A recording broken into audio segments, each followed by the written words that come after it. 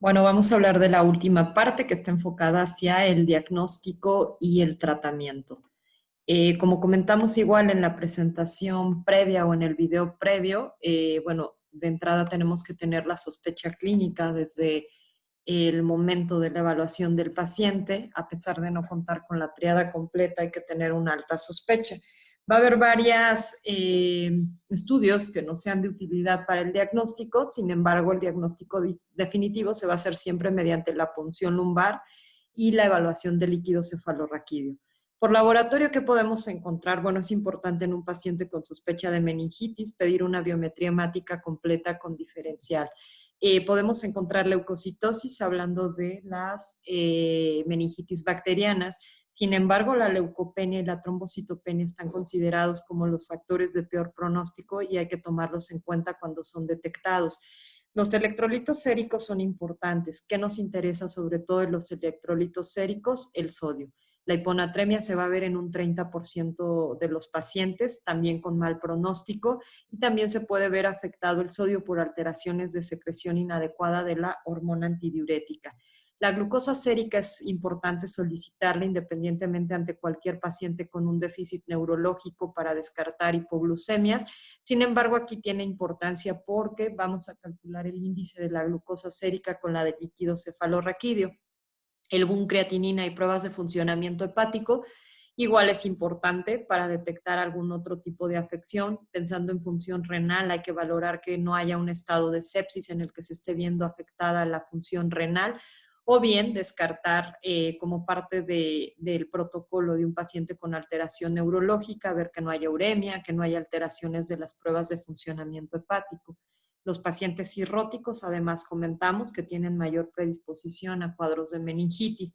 Los tiempos de coagulación son muy importantes. Evidentemente, si vemos igual también alguna manifestación hemorrágica en el paciente a la exploración física, pero recordar igual que como parte de la sepsis y complicación de la misma podemos presentar coagulación intravascular diseminada. Entonces, todos los estudios de laboratorio es necesario solicitarlos. La meningitis es una situación de manejo hospitalario, requiere siempre hospitalización para administración de tratamiento y diagnóstico. Entonces estará indicado pedir todo este kit de laboratorios. Los cultivos. Vamos a hablar más adelante del cultivo de líquido cefalorraquídeo, pero siempre es importante en un paciente con sospecha de meningitis la solicitud de hemocultivos. Estos serán positivos en un 50-90% de los casos, principalmente cuando la infección es por Streptococcus pneumoniae. Hay menor crecimiento cuando es Neisseria meningitidis, el agente causal. Cultivos de nasofaringe, secreción respiratoria, orina y cultivos de la piel están indicados cuando existen igual a lo mejor cuadros agregados de neumonía, de infección respiratoria o algún otro tipo de afección. Es importante policultivar al paciente. La reacción en cadena de polimerasa para herpes virus, bueno, pues son pruebas especiales que si se tuvieran disponibles, evidentemente estaría indicado solicitarlos. Otras pruebas como prueba para sífilis, vamos a ver este tema, es el siguiente tema a abordar. La BDRL o reacción o reagina rápida sería indicado. La sífilis puede tener muchas manifestaciones neurológicas también y está dentro del diagnóstico diferencial.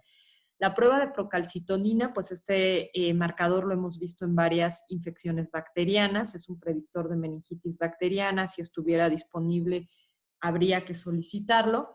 La punción lumbar quedamos que es el gold estándar y el análisis de líquido cefalorraquídeo, y podemos utilizar la neuroimagen.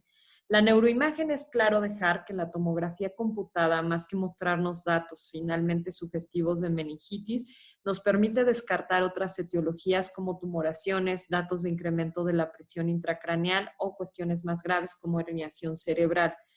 Nunca se debe de diferir la punción lumbar hasta contar con estudio de imagen. Sin embargo, bueno, nunca no, sino que hay indicaciones para diferir una punción lumbar hasta contar con un estudio de imagen, y estas serían que el paciente tuviera uno o más de los siguientes factores de riesgo. Un paciente inmunocomprometido con VIH, terapia inmunosupresiva, trasplante de órganos, células hematopoyéticas sería uno de los criterios. Recordar, por ejemplo, que en todos estos pacientes, pues bueno, hay múltiples etiologías que pueden afectar sistema nervioso central. hablando de VIH, criptococos, toxoplasma, etcétera. Entonces es importante contar con un estudio de imagen previo a la punción lumbar. Una historia previa de enfermedad del sistema nervioso central, que el paciente ya se conozca con antecedente de tumoración o infartos, eventos vasculares cerebrales sería una indicación. La historia reciente de una crisis convulsiva, que sea esto menor a una semana. En los últimos 7 días haber presentado una crisis convulsiva sería una indicación. El papiledema, alteración del estado de conciencia, y pongo unos asteriscos y ahorita explico por qué, y el déficit neurológico focal. Entonces, el déficit neurológico focal, evidentemente, porque va a ser también sugestivo de que hubiera ahí algún efecto de masa o alguna otra cuestión, aunque lo vimos que también como parte de una meningitis puede presentarse.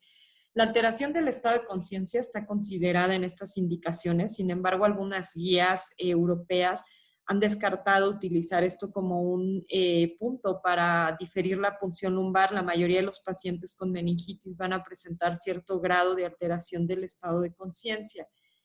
¿Por qué hacemos realmente un estudio de imagen? Bueno, es para evitar el riesgo de complicaciones como una herniación, pero incluso se ha visto algunos estudios que una tomografía normal no descarta por completo la posibilidad de esta complicación. Entonces, recomiendan no considerar este punto como un motivo para diferir la punción lumbar. En caso de que decidamos retrasar la punción lumbar por alguna de las situaciones mencionadas, nunca deberá retrasarse el inicio de la terapia antimicrobiana.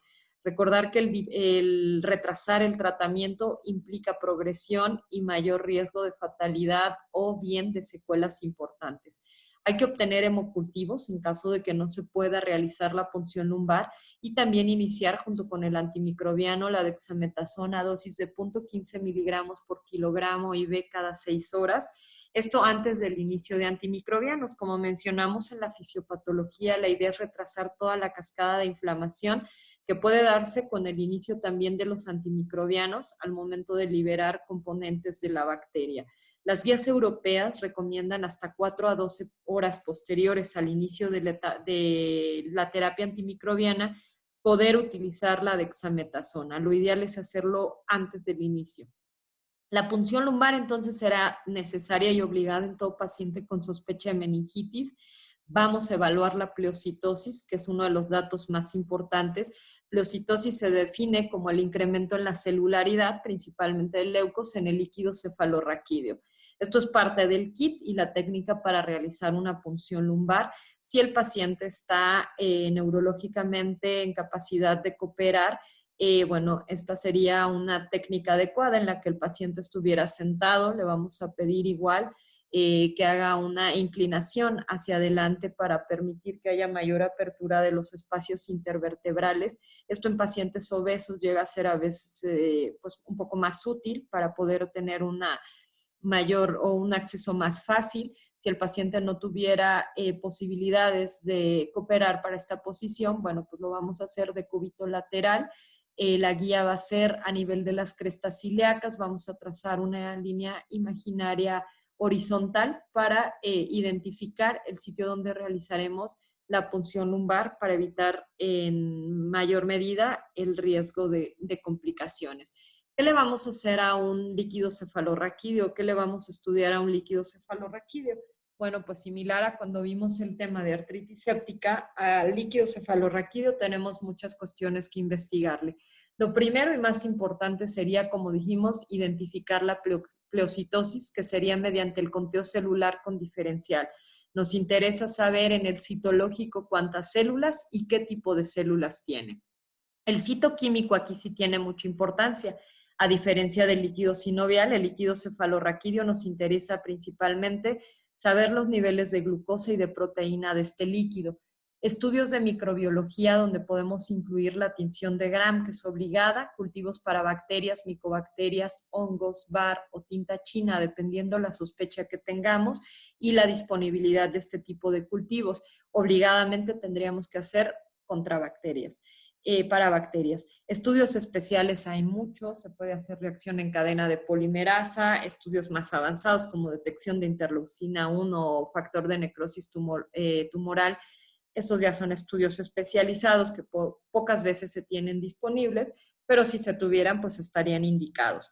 En este cuadro vamos a ver las diferencias entre los líquidos cefalorraquídeos de acuerdo a las etiologías.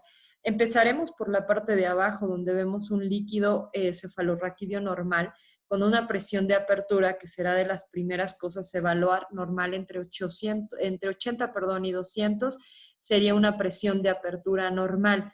¿Cuándo vamos a tener presiones de apertura aumentadas? Principalmente por etiologías bacterianas y por tuberculosis y hongos, ¿ok? Son las etiologías que tienden a causar presión de apertura mayor. El conteo de celularidad, el conteo de leucos. ¿Cuánto es normal que tenga de celularidad un líquido cefalorraquídeo? Menor a 5 células, que serían pues linfocitos principalmente. Cuando vemos esta celularidad incrementada hay que pensar francamente en una meningitis. En la bacteriana es en la que vamos a encontrar mayor incremento de celularidad. Puede ser tan baja como 100, que esto es poco probable. Normalmente se exceden hasta mayor de 1000, hasta 5000 células, con un predominio mayor del 80% de polimorfonucleares. Cuando la celularidad está aumentada en menor cantidad, digamos de 10 a 300, con predominio de monocitos o linfos, hay que pensar en etiología viral y hay que pensar en otras etiologías como tuberculosis, como hongos o la séptica, que quedamos que en la mayoría de los casos es por virus, si tuviéramos pruebas especiales. La glucosa, otro de los parámetros importantes a valorar. Una glucosa normal en líquido cefalorraquídeo estará entre 50 y 75. Vamos a ver ahorita el índice al compararlo con la glucosa sérica, pero normalmente este es el valor. La séptica suele tener niveles normales, lo mismo que la viral. Cuando es por tuberculosis o por bacterias, vamos a ver esta glucosa disminuida. Entonces, una hipoglucorraquia sugiere bacterias o sugiere tuberculosis. La proteína normal de 15 a 40 y vamos a verla incrementada en etiologías como bacterianas, tuberculosis y hongos, ¿ok? Y la microbiología, que también será de gran utilidad para detectar, hablando de las bacterianas, el patógeno se demuestra por cultivo hasta en un 60% de los casos, por tinción de Gram, y en 80% por cultivos, ¿ok? Para la tuberculosis sería más útil reacción en cadena de polimerasa, cultivos especiales o bien VAR. Para los hongos pediríamos tinta china, cultivos especiales o bien detección de antígeno de criptococo, por ejemplo, si estuvieran disponibles. En la séptica normalmente vamos a tener cultivos negativos. Aquí necesitaríamos pruebas especiales como la reacción en cadena de polimerasa, que nos sugiere una meningitis bacteriana, una glucosa por abajo de 40 en el líquido cefalorraquídeo, un índice glucosa líquido cefalorraquídeo sobre glucosa sérica menor de 0.4, la concentración de proteína por arriba de 200, conteo de leucos por arriba de 1000 es altamente sugestivo de meningitis bacteriana, con un predominio de polimorfos mayor del 80%. Si vemos todo este conjunto de características, prácticamente tenemos el diagnóstico. La tinción de Gram hay que solicitarla siempre que se sospeche de una meningitis bacteriana. Esto nos va a dar pistas importantes. Recuerden que el cultivo tardará un par de días en que tengamos resultado. Entonces, la tinción de Gram, que maneja una sensibilidad entre el 50 al 90% y una especificidad del 100%, será una herramienta de suma importancia. Si la tinción de Gram nos está reportando un diplococo Gram positivo, pues evidentemente estaremos pensando en Streptococcus pneumoniae. Si nos reporta un diplococo Gram negativo, estaremos pensando en meningococo, que son los dos agentes etiológicos más importantes. Los cocobacilos Gram negativos pleomórficos, hay que pensar en Haemophilus influenza. Entonces, la tinción de Gram siempre indicada. Con el cultivo identificamos del 75 al 80%. Esto disminuye si ya iniciamos terapia antimicrobiana. Lo ideal por eso es hacerlo antes del inicio de la terapia. La punción lumbar sería lo primero, seguido de la administración de antimicrobianos con la dexametasona.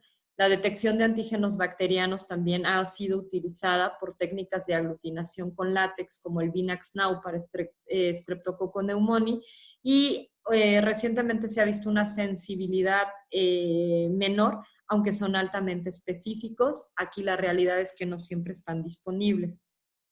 Pruebas rápidas, también estas son las que comentábamos. A veces el problema es que son falsos positivos. La reacción en cadena de polimerasa siempre será muy útil y tiene alta sensibilidad y especificidad. El problema nuevamente es la disponibilidad. Eso en cuanto al diagnóstico. Entonces, la punción lumbar siempre está obligada. Vamos a hablar ahora de una vez en este mismo video sobre tratamiento. El tratamiento, bueno, siempre aquí la clave es evitar el retraso en la administración del tratamiento. Hay que hacer una elección adecuada de qué régimen vamos a dejar. El uso de dexametasona está indicado actualmente hasta que tengamos claro qué agente es el causante. Dexametasona ayuda principalmente en meningitis por estreptococo neumonía. ¿Okay? Si tuviéramos un reporte de un agente distinto, la indicación de suspender la dexametasona es clara. Si corroboramos por el contrario que es estreptococo neumonía, deberá continuarse. Se debe hacer administración conjunta inmediata a la realización de la punción lumbar. En este cuadro, bueno, tomado igual del up-to-date, vemos los tratamientos empíricos. Vamos a dejar tratamiento empírico, evidentemente en ninguno de etiología vamos a esperar un reporte de cultivo, pero es importante elegir el esquema más adecuado. Comentamos que en extremos de la vida, menos de un mes, más de 50, un agente probable es listeria, por lo que el esquema será triple, incluyendo vancomicina, cefalosporina de tercera generación y ampicilina. Aquí, perdón, hay un error. Aquí sería igual ampicilina, tanto vancomicina y cefalosporina de tercera generación, tanto para pacientes menores de 1 año como mayores de 50. Siempre que tengamos este grupo etario, el tratamiento empírico será de triple esquema. Si es un paciente de 1 a 23 meses o bien de 2 a 50 años, prácticamente solo dejamos aquí a los menores de un mes o a los mayores de 50, el tratamiento es doble con vancomicina y cefalosporina de tercera generación. Optamos por vancomicina igual, evidentemente necesitamos un antimicrobiano de amplio espectro y por la alta sospecha igual o la posibilidad de resistencia. Una vez que tuviéramos el reporte del cultivo, se puede hacer aquí un ajuste. Aquí vemos las recomendaciones de terapias antimicrobianas en adultos con un patógeno identificado por tinción de Gram. ¿Ok? Si lo que sugiere es un estreptococo pneumoniae, dejamos entonces vancomicina más cefalosporina de tercera generación. Una alternativa sería una fluorquinolona. La Neisseria es la sospecha por tinción de Gram. Podemos dejar una cefalosporina de tercera generación.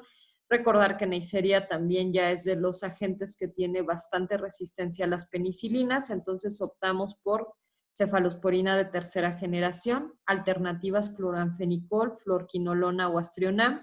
Si la sospecha es listeria, hay que dejar ampicilina o penicilina G. Por eso es que dejamos en extremos de la vida los 3 agentes, ¿no? Si no tenemos alguna sospecha por Gram, pensando en hemófilos, la cefalosporina de tercera generación sería la opción. ¿Qué dosis dejamos de estos antimicrobianos? La vancomicina se calcula de 15 a 20 miligramos por kilogramo IV cada 8 a 12 horas y no excediendo 2 gramos de administración diaria. La ceftriaxona lleva una indicación de 2 gramos IV cada 12 horas y la ampicilina de 2 gramos IV cada 4 horas. Estas serían las dosis indicadas para el tratamiento de el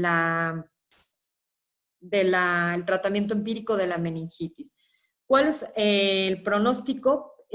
Bueno, el pronóstico en general hay factores que nos puedan sugerir un mal pronóstico. La presencia de crisis convulsivas es un factor de riesgo para secuelas neurológicas. Hasta 50% de los sobrevivientes está reportado que tendrán ciertas secuelas neurológicas. Hay un score en el que se han identificado algunos puntos que son importantes. La edad adulta siempre es un factor de mal pronóstico, que haya incremento de la frecuencia cardíaca, una escala de Glasgow por abajo de 11, de hecho es lo que se establece. La cuenta de leucocitos en líquido cefalorraquídeo por arriba de 1000 es de mal pronóstico y los cocos gram positivos, entre los que se incluye Streptococcus pneumoniae, tienen peor pronóstico. Otro dato también es la hipotensión, que sugiere igual ya un estado de sepsis, y la alteración del estado neurológico. Aquí viene alteración del estado neurológico incremento de la presión intracraneal, edema, convulsiones, el déficit neurológico focal también es otra de las complicaciones, anormalidades cerebrovasculares, la hipoacusia está reportada también como secuela o cierto deterioro cognitivo. Entonces, hay que contemplar esto en un paciente con meningitis, son pacientes que en caso de sobrevivir, pues requerirán vigilancia y que en un porcentaje, comentamos, hasta el 50% cursarán con secuelas neurológicas. Pues con esto terminaríamos el tema de meningitis bacteriana.